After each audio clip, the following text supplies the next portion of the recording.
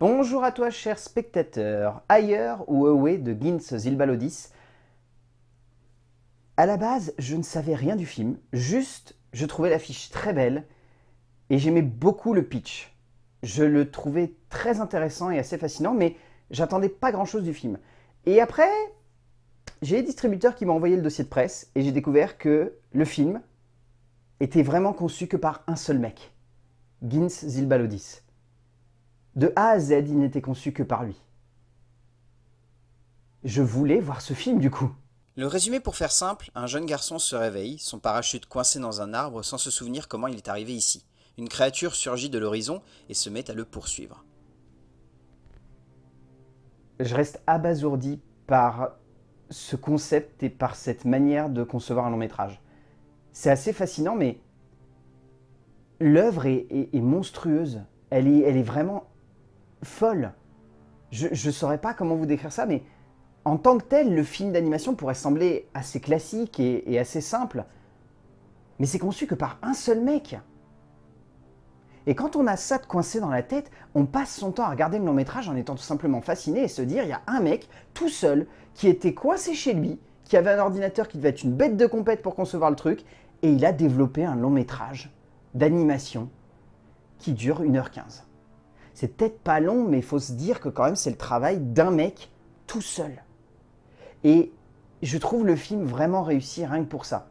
Le film a des petites maladresses, mais alors c'est des maladresses que on pourrait tous commettre en concevant un long métrage. Mais ici, le fait de se dire que le mec de A à Z, il s'est constamment enfermé dans sa conception du film et dans sa manière de faire, et ben ça rend le long métrage réellement fascinant. C'est une vraie expérience à voir. Et au-delà de ça, je trouve que le film arrive à toucher un petit peu tous les âges en étant une proposition de cinéma qui se veut être à la fois une aventure, un conte, une épopée romanesque épique. Enfin, le film est juste vraiment hallucinant à regarder. Et lorsqu'on arrive au générique de fin et qu'on voit littéralement le nom d'un seul mec s'afficher et des remerciements, on se dit waouh, c'est fou ce que je viens de voir. Le cinéma d'animation est un terrain magnifique pour chercher à exploiter non seulement les possibilités infinies que celui-ci propose, que ce soit en termes de visuel, de narration, de possibilités créatives et narratives, que l'on se sent obligé parfois d'en attendre peut-être un peu trop et donc, en un sens, de rapidement se sentir déçu. Gins Zilbalodis est un cinéaste qu'il faudra suivre par la suite de sa carrière. Le jeune metteur en scène laiton proposant une œuvre folle, démentielle même quand on sait qu'il est seul aux commandes, pour un instant de cinéma suspendu dans le temps, une œuvre visuellement très intéressante, une vraie proposition de narration et une aventure hors norme. En termes d'écriture, Gins Zilbalodis, il a conçu un film qui se veut être un immense trip.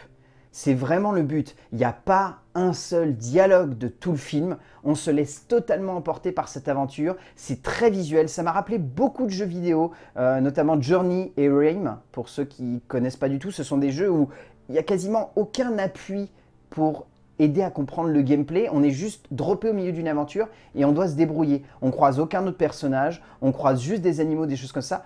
Le film ressemble vraiment à Rime et utilise des mécaniques de Journey en termes de conception de personnages et d'avancée du récit. Et on est vraiment sur un truc qui pourrait être un concept de jeu vidéo. Vraiment, s'il a l'occasion, Gins Zilbalodis, qu'il vende les droits de son film ou qu'il aide un studio à concevoir un jeu vidéo basé sur son univers parce qu'il y a moyen de faire un truc absolument démentiel en termes de jeu.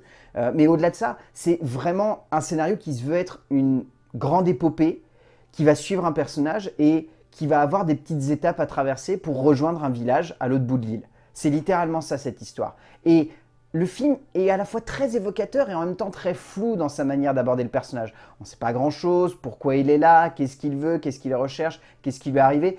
Juste les images sont parlantes, mais ça on en parlera plus dans la mise en scène. Mais en termes d'écriture, du coup, on est vraiment sur l'idée la plus simple du monde, faire en sorte que le spectateur s'identifie dès les premières minutes à ce personnage. Et donc, quand on a un gamin, ce qui est très intéressant parce que le film est plutôt réservé à un public jeune de base, et ensuite s'élargit quant à sa plage d'attirance en termes de spectateurs, quand on a ça en tête, on se dit que vraiment faire ça et créer un truc aussi fort que cette créature qui va poursuivre ce personnage, et se limiter presque à cette simple conception pour emmener le film, bah c'est très juste parce que ça suffit à faire tenir l'histoire, à ne pas la rendre trop complexe pour les gamins, à créer un antagoniste qui soit assez fort juste physiquement pour faire en sorte qu'il n'y ait pas besoin de développer grand-chose sur sa présence, et du coup à faire en sorte que toute l'émotion soit dirigée vers le personnage principal. Et ça fonctionne du feu de Dieu. Que ce soit par la forme de son récit, par son ambition dramatique finalement simple, ou par la composition de ses personnages, il est indéniable qu'il s'agit d'un voyage initiatique particulièrement fascinant dans le genre, qui reste assez flou par moments, mais qui n'en demeure pas moins très intéressant. Sans jamais donner l'impression de vouloir totalement perdre le spectateur, sans jamais chercher à faire de son récit quelque chose de trop surfait ou de trop ambitieux, Zilbalodis s'amuse avec son héros, avec ses péripéties, avec ses personnages secondaires, pour donner lieu à une aventure évocatrice, émouvante, simple, mais avant tout universelle. En termes de mise en scène, c'est un film qui est très fort parce que l'animation est très simple. Simple dans le sens où il n'y a pas une immense complexité de conception en termes de graphisme, en termes d'esthétique, en termes de cadrage, mais tout le film est puissant. Il y a une justesse de conception des mouvements de la caméra. Enfin, c'est un film qui a une vraie mise en scène, qui ne se limite pas juste à être un beau film d'animation et à avoir un travail du graphisme et une esthétique atypique. C'est un film qui est purement et simplement un moment de mise en scène absolument dingue. C'est-à-dire que vu qu'il n'a rien qui le limite, Ginz Zilbalodis dans sa mise en scène, vu qu'il n'a pas de limite en termes de conception, de décor, etc., et que c'est juste son imagination et ce qu'il a envie de mettre en place qui va être mis en place, et ben les mouvements de caméra sont hallucinants. Il y a un travail du cadre qui est juste fou, il y a une esthétique qui est léchée, mais juste comme il faut pour faire en sorte que le récit soit prenant, et les mouvements de caméra qu'il exécute sont des mouvements que n'importe quel réalisateur rêverait de faire pour un film avec un tel concept. Et lui, il les met en scène, il fait en sorte de rendre les décors hallucinants de grandeur, vraiment beaux, vraiment denses, vraiment puissants, et on se sent pris par un souffle épique qui, moi, me rappelle vraiment mes grandes heures de jeu devant Zelda Breath of the Wild, parce que vraiment il y a une telle diversité de décors, une telle puissance visuelle qui se ressent, une telle majestuosité dans la manière qu'il a de mettre en scène l'ensemble des péripéties de ce personnage, qu'on ne peut pas s'empêcher de rester les yeux fascinés et écarquillés devant un tel travail.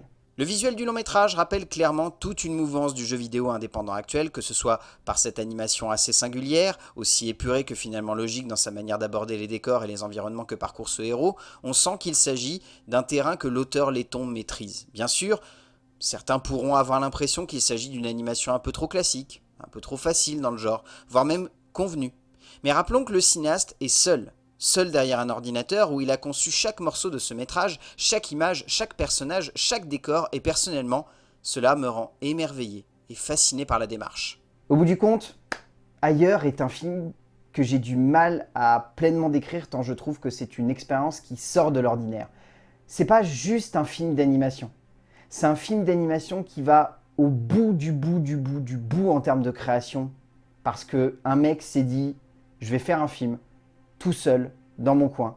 Je vais aller jusqu'au bout de son idée de base, je vais l'exploiter le mieux possible, et tant pis, si les autres derrière ne suivent pas, au moins j'aurais réussi à faire mon film. Et c'est un film vraiment rare, intense, puissant, et juste dingue à regarder. Donc Ailleurs de Ginz Zilbalodis, si vous avez l'occasion de le voir en salle, parce que malheureusement le film a une toute petite distribution, mais si vous avez l'occasion de le découvrir en salle, allez-y. C'est extraordinaire comme expérience. A plus.